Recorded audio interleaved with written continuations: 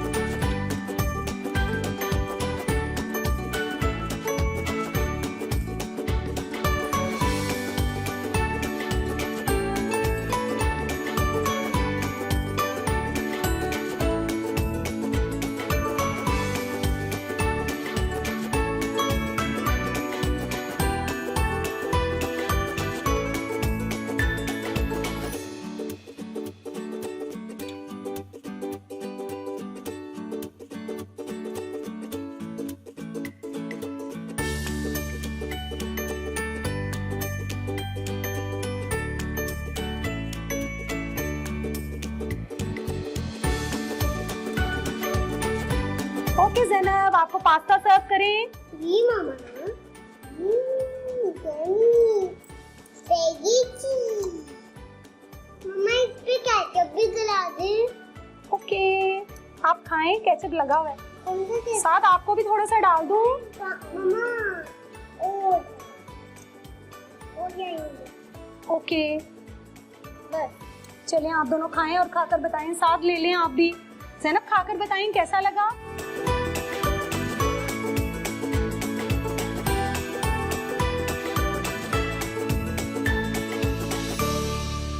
ज़ैनब आप बताएं आपको कैसा लग रहा है। इससे यमी।